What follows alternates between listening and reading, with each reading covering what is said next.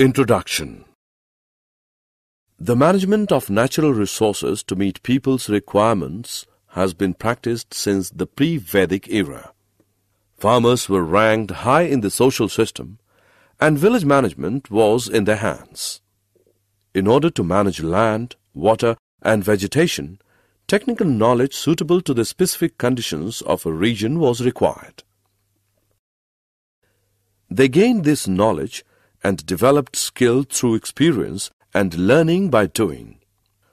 Overexploitation of natural resources by growing population resulted in various severe problems. Destruction of vegetation has resulted in land degradation, denudation, soil erosion, landslides, floods, drought, and unbalanced ecosystems. A balanced ecosystem is an urgent need. Environmentally aware consumers are producing less waste by practicing the 3 R's: reduce, reuse, and recycle. They are buying products that are less toxic and contain less packaging, using reusable containers and other reusable items, maintaining and repairing products, participating in recycling programs, and buying products made from recycled materials.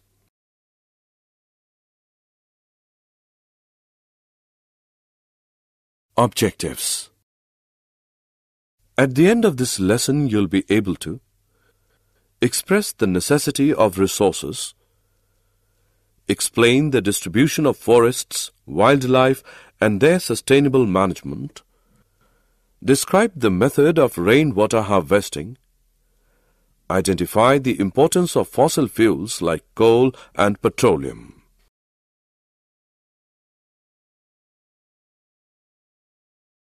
Why should we manage our resources?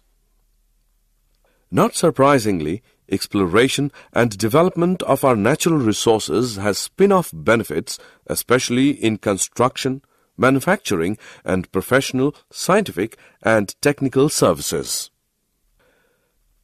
Most of the growth in the economy comes from natural resources like diamonds, oil, and gas especially.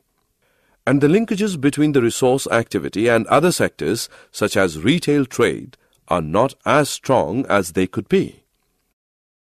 While this growth is good news, it means that much of the natural resources are being used off. There are some resources which cannot be replaced, so it is our duty to take proper care of them. Forests and wildlife. The forest is a complex ecosystem consisting mainly of trees that have formed a buffer for the earth to protect life forms. The trees which make up the main area of the forest create a special environment which in turn affects the kinds of animals and plants that can exist in the forest. The FAO, Food and Agriculture Organization, has defined forest as land with tree crown cover or equivalent stocking level of more than 10% and area of more than 0.5 hectare. The trees should be able to reach a minimum height of 5 meters at maturity. In the tropical and subtropical region, forests are further subdivided into plantations and natural forests. Natural forests are forests composed of indigenous trees not deliberately planted. Plantations are defined as forest stands established by planting and seeding in the process of afforestation or reforestation. There are about 16 major types of forests in India, from the tropical type to the dry type. Forests can develop wherever there is an average temperature greater than about 10 degrees Celsius in the warmest month and an annual rainfall in excess of about 200 mm annually. In any area having conditions above this range, there exists an infinite variety of tree species grouped into a number of stable forest types that are determined by the specific conditions of the environment there. Forests can be broadly classified into many types, some of which are the taiga type, consisting of pines, spruce, etc., the mixed temperate forests with both coniferous and deciduous trees, the temperate forests, the subtropical forests, the tropical forests, and the equatorial rainforests. In India, it is believed that organized exploitation of forest wealth began with an increase in hunting. Ashoka the Great is said to have set up the first sanctuary to protect the forests and all life in it. The Mughal rulers were avid hunters and spent a great deal of time in the forests. It was during the British rule that the first practical move towards conservation in modern times took place. They established reserved forest blocks with hunting by permit only.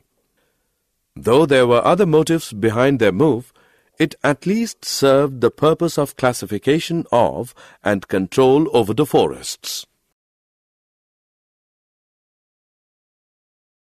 Sustainable management. Forests are rich and complex ecosystems which support biodiversity, provide valuable ecological services, and have considerable potential for tourism. In particular, millions of poor people depend on forest ecosystems for food, water, fuel, fiber, and both timber and non-timber products, indeed for their very survival. To achieve sustainability, there must be a rethinking of what we consider a basic need. It is common in our society to say that we need a given resource, but how much of it do we really need to use? Also, how do we decide what the basic needs of our ecosystem and the organisms living within it are?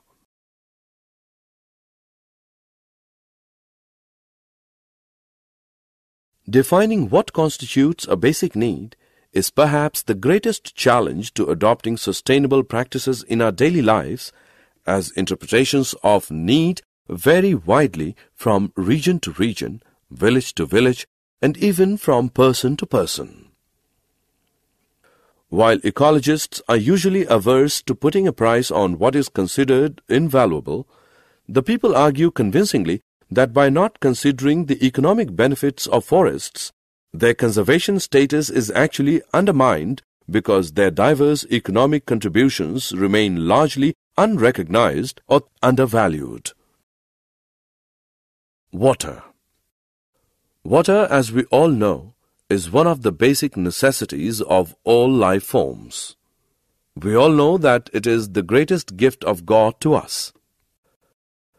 Water is naturally replenished by precipitation and naturally lost through discharge to the oceans, evaporation, and subsurface seepage. Although the only natural input to any surface water system is precipitation within its watershed, the total quantity of water in that system at any given time is also dependent on many other factors. These factors include storage capacity in lakes, wetlands, and artificial reservoirs, the permeability of the soil beneath these storage bodies, the runoff characteristics of the land in the watershed, the timing of the precipitation, and local evaporation rates. All of these factors also affect the proportions of water lost through discharge to the oceans, evaporation, and subsurface seepage. Human activities can have a large impact on these factors. Humans often increase storage capacity by constructing reservoirs and decrease it by draining wetlands. Humans often increase runoff quantities and velocities by paving areas and channelizing stream flow. Rainwater harvesting. Over the years, rising populations, growing industrialization, and expanding agriculture have pushed up the demand for water. Efforts have been made to collect water by building dams and reservoirs and digging wells. Some countries have also tried to recycle and desalinate water. Water conservation has become the need of the day. The idea of groundwater recharging by harvesting rainwater is gaining importance in many cities.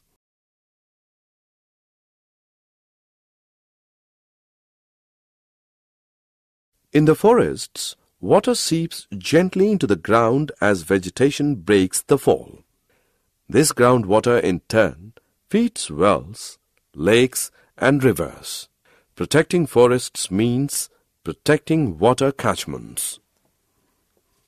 In ancient India, people believed that forests were the mothers of rivers and worshipped the sources of these water bodies. This has become a very popular method of conserving water, especially in the urban areas. Rainwater harvesting essentially means collecting rainwater on the roofs of building and storing it underground for later use. Not only does this recharging arrest groundwater depletion, it also raises the declining water table and can help augment water supply. Rainwater harvesting and artificial recharging are becoming very important issues.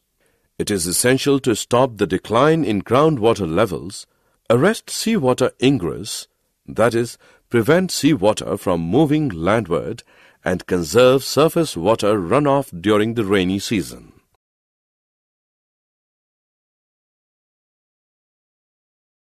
Coal and petroleum. Coal is by far the most abundant fossil fuel on Earth.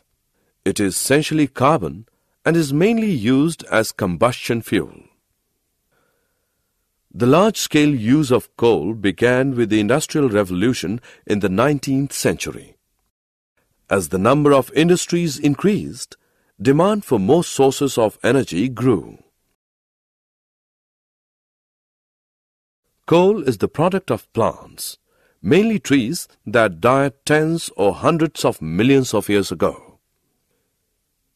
Due to waterlogging in low-lying swampy areas or in slowly sinking lagoons, dead trees and plants did not decompose as they normally would.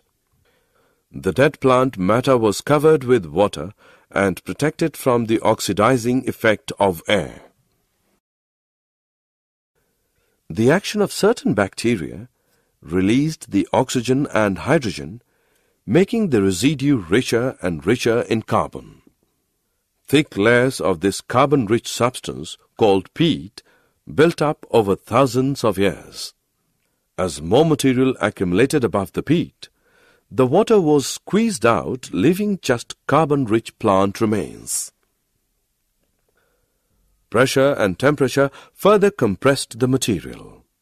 This aided the process of producing coal as more gases were forced out, and the proportion of carbon continued to increase.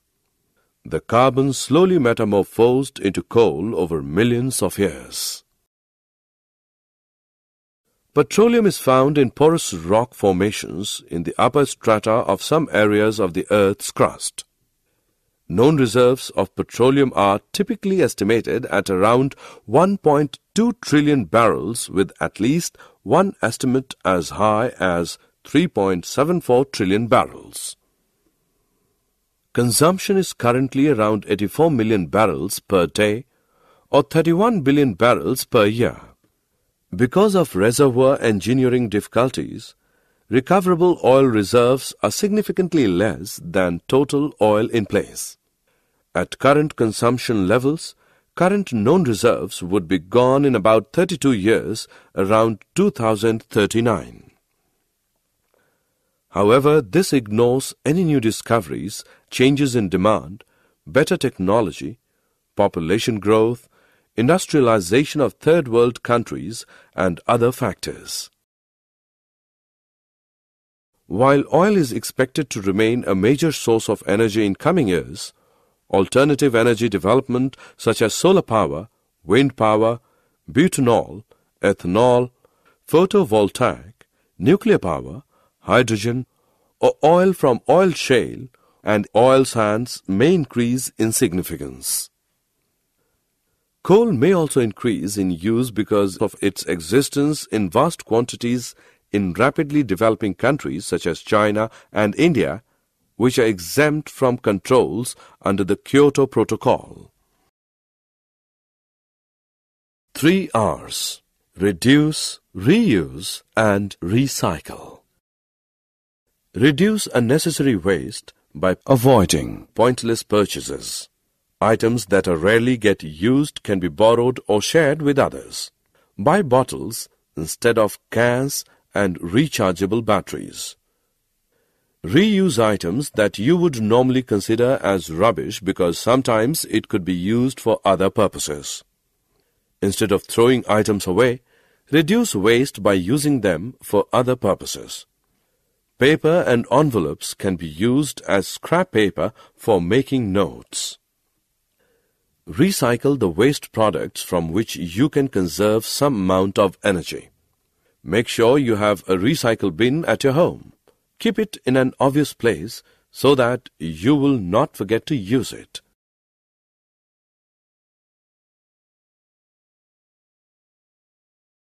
Summary.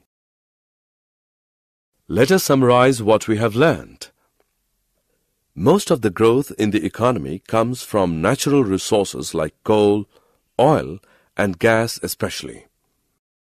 The forest is a complex ecosystem consisting mainly of trees that have formed a buffer for the earth to protect life forms.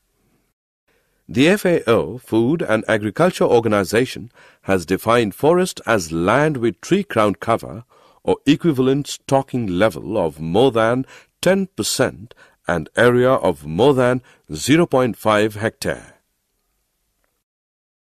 In the tropical and subtropical region, forests are further subdivided into plantations and natural forests. Ashoka the Great is said to have set up the first sanctuary to protect the forests and all life in it. The British established reserved forest blocks with hunting by permit only. Water is naturally replenished by precipitation and naturally lost through discharge to the oceans, evaporation, and subsurface seepage. Rainwater harvesting essentially means collecting rainwater on the roofs of buildings and storing it underground for later use. Coal is the product of plants, mainly trees, that perished tens or hundreds or millions of years ago.